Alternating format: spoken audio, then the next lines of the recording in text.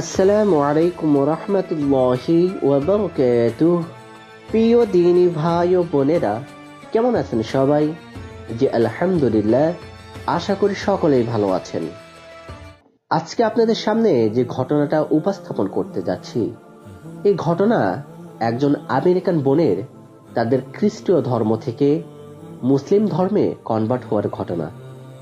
আশা করি এই ঘটনা শুনে আমরা সবাই উপকৃত হব এবং আমরা বেশি বেশি করে এই ঘটনার ভিডিওটাকে শেয়ার করার চেষ্টা করব, যাতে আল্লাহ রব্বুল আলামিন এই ঘটনার দ্বারা আরও যারা ইসলামের বিরুদ্ধে আছে এবং যারা অমুসলিম আছে তাদের মনে আল্লাহ তাআলা যেন হেদায়েত দান করে থাকেন।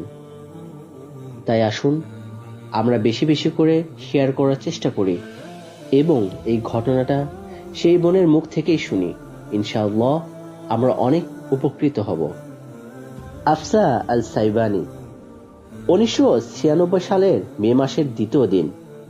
আমার যতটুকু মনে পড়ে, একটি অখ্যাত কনজারভেটিভ খ্রিস্টান চার্চে আমরা সহপরিবারে প্রার্থনায় অংশগ্রহণ করেছিলাম। আমি চার্চেই মানুষ হয়েছি, সেখানের বাইবেল স্কুলে আমার শিক্ষা দীক্ষার শুরু এবং সেখানে তাদের সঙ্গেই আমি ধর্মীয় সঙ্গীতে অংশ নিতাম। একজন তরুণী টিনেজার হিসেবে সে বয়সেই আর সবে ধরনের উঠতি বয়সী তরুণীদের মতোই আমি চার্চের ফাদারদের কাছে প্রশ্ন রাখতাম, কেন আমি খ্রিস্টীয় চার্চের সদস্য হলাম এবং লুথেরিয়ান, ক্যাথলিক বা মেথডিস্ট চার্চের সদস্য হলাম না কেন? এ সমস্ত চার্চে যে সব পরস্পর বিরোধী নীতিমালা শেখানো হয়, তার মধ্যে কোনটা সঠিক সেটা আমি বুঝবো কিভাবে? নাকি সবগুলোই ঈশ্বরকে পাওয়ার রাস্তা?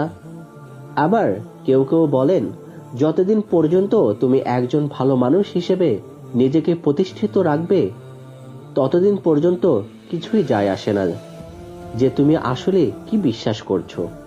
এটা কি সত্যি?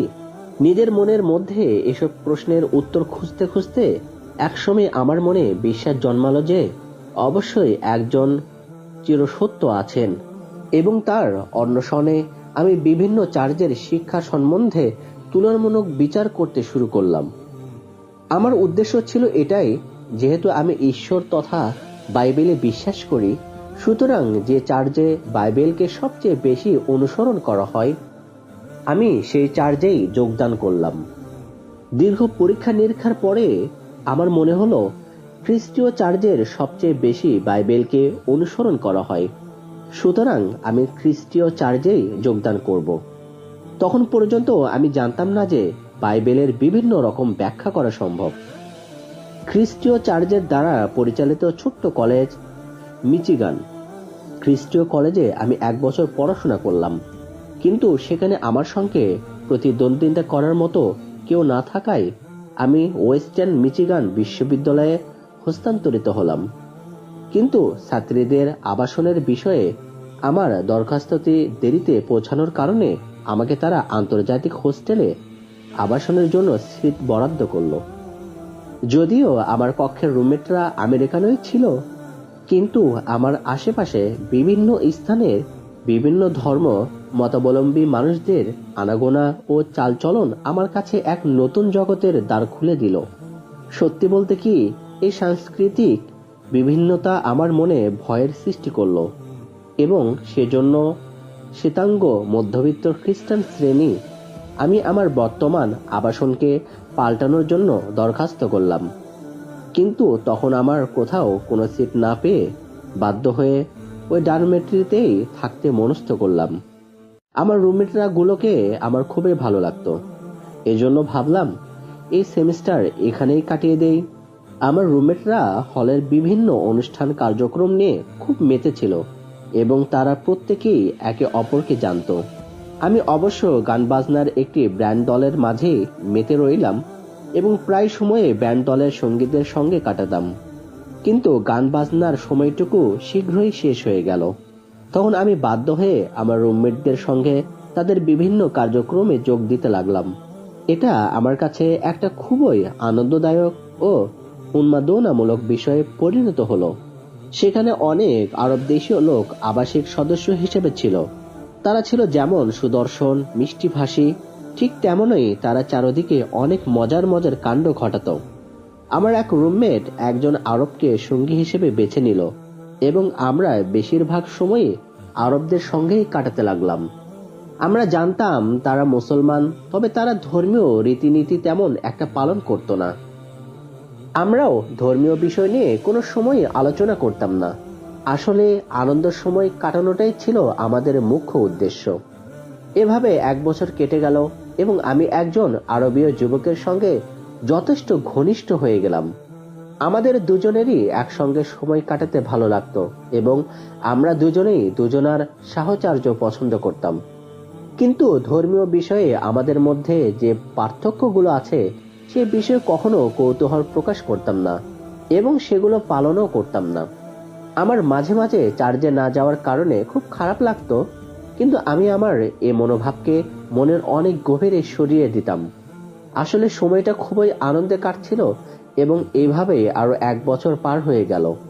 গরমের ছুটিতে আমি বাড়ি চলে এলাম এবং কিছুদিন পর খুব অদ্ভুত একটা খবর পেলাম। আমার রুমমেট জানালো সে মুসলমান হতে চলেছে। আমি এই খবরে আঁতকে উঠলাম।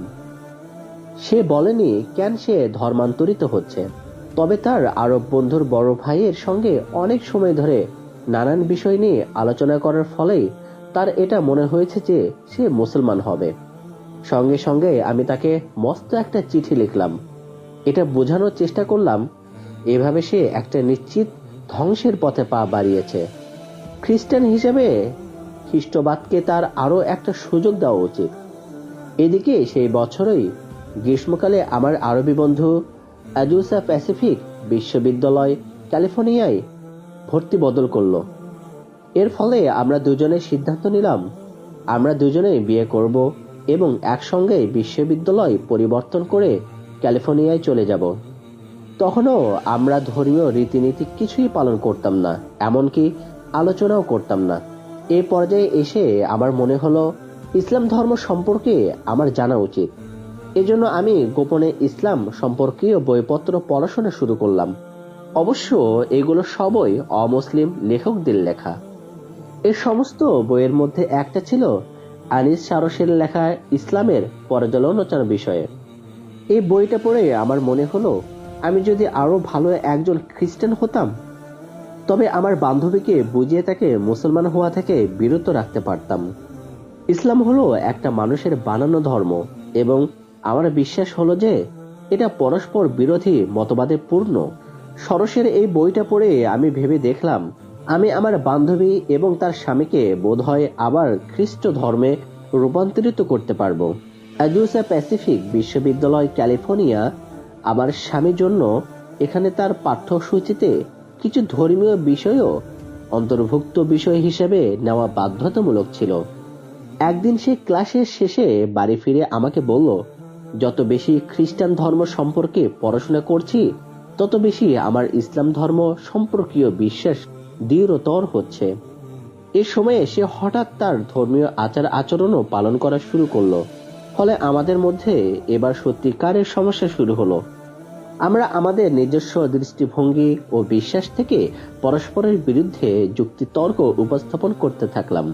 এ পর্যায়ে সে আমাকে ইসলাম সম্পর্কে জানতে বললে আমি তাকে জানালাম ইতিপূর্বেই আমি ইসলাম সম্পর্কে জেনেছি। এই প্রসঙ্গে আমি তাকে সরসের বইটির কথাও বললাম এবং আরো জানালাম আমি কোনোদিনই ইসলাম গ্রহণ করব না। যদিও আমার স্বামী একজন স্কলার ছিল না, তথাপিও আমার প্রত্যেকটা বিতর্কের উত্তরে তার সুন্দর যুক্তিপূর্ণ সমাধান দেওয়ার ক্ষমতা ছিল।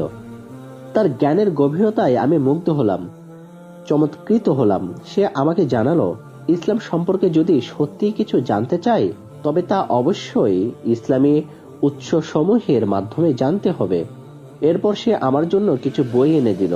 স্থানীয় মসজিদে আমি যোগ দিয়ে এই বিষয়ে পড়াশোনা চালিয়ে যেতে লাগলাম। অবিশ্বাস্য, কি অদ্ভুত! ইসলাম কি এবং অমুসলমান লেখকের বই পড়ে আমি কি জেনেছিলাম। এখন এটা আমার কাছে সবচেয়ে বড় সমস্যা হয়ে দাঁড়ালো যখন আমি সত্যি সত্যি ইসলামে দীক্ষিত হতে চাইলাম, মুসলমান হতে চাইলাম। আমার গর্বের উঁচু মাথা কেমন করে নত করব, এখন সেটাই প্রশ্ন। কেমন করে আমার স্বামী এবং আমার বন্ধুদের জানাবো এতদিন তারা আমাকে যা জানিয়েছিল, যা বলেছিল, তাতে তারাই সঠিক ছিল এবং আমার মধ্যেই ভুল ছিল। আমার খুব সংকোচ, লজ্জা লাগছিল, কিন্তু আমার পক্ষে সত্য জানার পর এই দোদুল্যমানতা চালিয়ে যাওয়া সঠিক মনে হলো না। আমি আমার গর্বকে অন্তরের ভিতরে ঠেলে দিলাম এবং আলহামদুলিল্লাহ ইসলাম গ্রহণ করলাম। আমার বিশ্বাস জীবনে আমার সবচেয়ে ভালো সিদ্ধান্ত সমূহের মধ্যে এটাই সর্বশ্রেষ্ঠ ও সুন্দরতম। আমি একজন নবদীক্ষিত মুসলমান হিসেবে যে কথাগুলো সবাইকে জানাতে চাই তা হলো, নাম্বার 1, যখন প্রকৃত সত্য জানার সত্যিকার অনুসন্ধিততা আমার মধ্যে জন্ম নিল, তখন আমি কতগুলো ভুল ধারণা করেছিলাম। প্রথমে আমি ধরে নিয়েছিলাম প্রকৃত সত্য একমাত্র খ্রিস্টবাদেই রয়েছে। তখন পর্যন্ত আমি তার বাইরে পৃথিবীকে জানতাম না। দ্বিতীয়ত, আমি মনে করতাম বাইবেল প্রকৃতপক্ষে ঈশ্বরের কথা। এর কারণ হলো আমার চার্জারের লোকেরা এর বাইরের কোনো কিছু সম্বন্ধে জানতে দিত না। ইসলাম সম্পর্কে আমি যখন প্রথম জ্ঞান অনুসন্ধান শুরু করলাম, তখন আমার কোনোই পূর্ব ধারণা ছিল না। একজন খ্রিস্টান হিসেবে ইসলামকে আমি বিচার করেছিলাম না, বরং একজন বাইরের মানুষ যেভাবে কোনো জিনিস দেখে সেরকম ভাবেই আমি ইসলাম ও খ্রিস্টবাদ বা অন্যান্য ধর্মকে দেখেছিলাম। কিন্তু আপনাদের কাছে আমার অনুরোধ থাকবে, এভাবে ভাষা ভাষা চিন্তা নিয়ে নয়, বরং একজন সমালোচকদের দৃষ্টি থেকে একজন সমালোচক পাঠক হিসেবে আপনি বিষয়টি দেখুন। অনেকের মতোই আমার দ্বিতীয় ভুলটি ছিল কোনো একটি মাত্র পয়েন্ট বা বিষয় নিয়েই সম্পূর্ণ ইসলামকে বিচার করা।